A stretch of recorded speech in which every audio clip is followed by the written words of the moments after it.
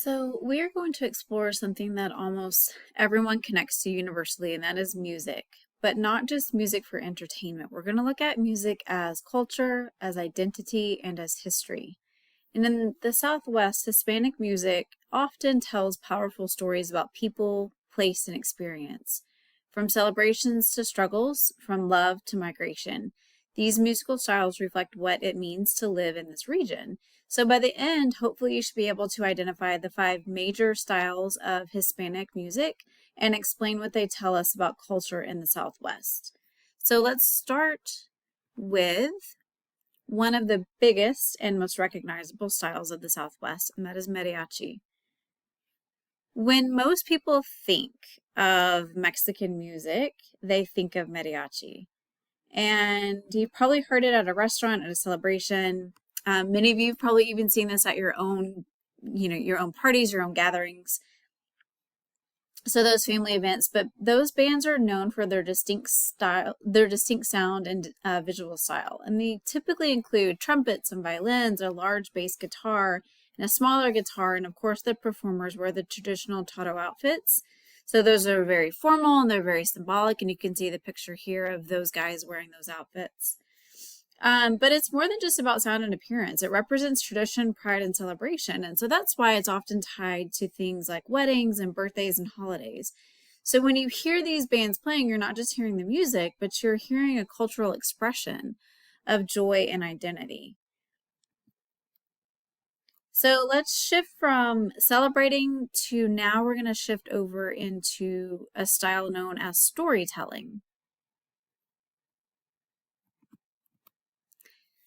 That is the corridos, and those are essentially musical stories. And so think of them like ballads that tell real or fictional events. These songs often focus on like historical moments or important figures, migration experiences, social struggles, and in many ways they act like oral history.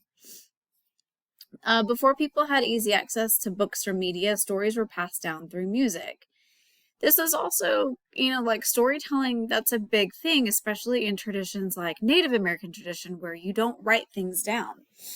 This was also like very, I think the term now that you guys are using are like colonizer, but also like Anglo stories were passed down very often. Like you would have someone that would sing songs in like medieval times, and that's how traditions were passed on. So this is kind of like, this is a universal way of storytelling, is by telling these songs through ballads.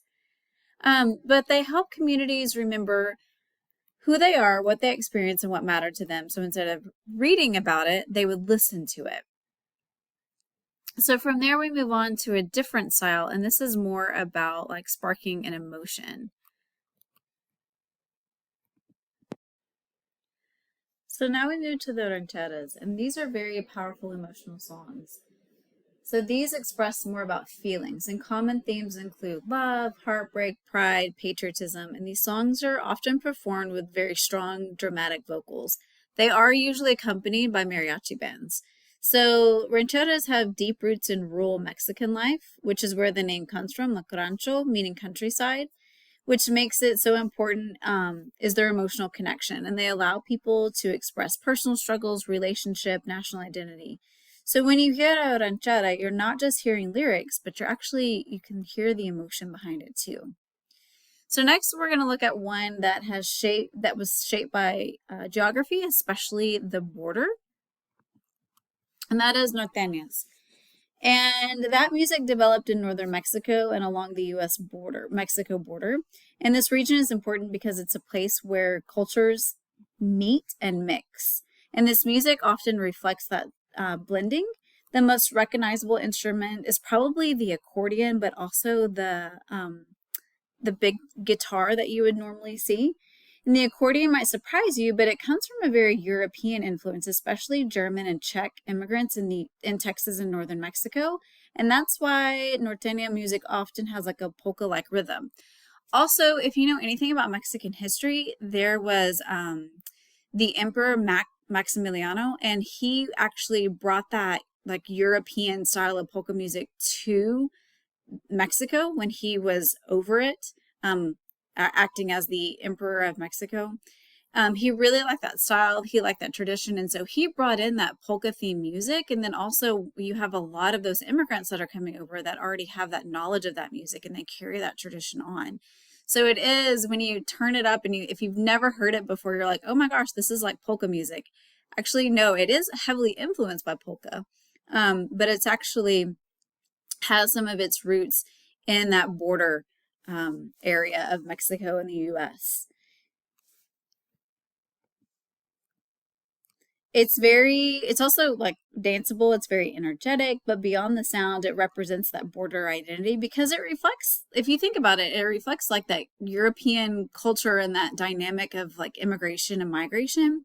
So that movement between cultures, that countries, the cultural exchange that happens, and then also the blended traditions. And so this is a great example of how culture isn't just static, but it evolves into something brand new. And that brings us to the final style that we're going to talk about, which takes blending even further. And that is Tex-Mex, also known as Tejano music, and that is a fusion of Mexican and American influences. So it combines a lot of traditional elements like accordion and Spanish lyrics with modern styles like rock, pop, country. You often hear a lot of electric guitars, drum sets, synthesizers, and this style is especially popular in Texas and also in the Southwest. And Tex-Mex shows us how culture adapts over time. And it reflects the experiences of people who live between the two cultures, who are both Mexican and American. This isn't about choosing one identity over another, though. It's about blending. Probably the most influential and the one that really brought this to popular culture is pictured here, Selena. If you're a good Mexican, you know who Selena is and was. So what do all these music styles have in common, though? They're not just about entertainment. Instead, they are expressions of identity, they're reflections of history, and they're also examples of cultural blending. So we have mariachi, which shows tradition and celebration, corridos, which tell stories and preserve history, rancheras express emotion and identity, norteñas reflect border culture, and Tex-Mex represents that cultural fusion. And together they help us understand what life in the Southwest looks like and feels like for many communities.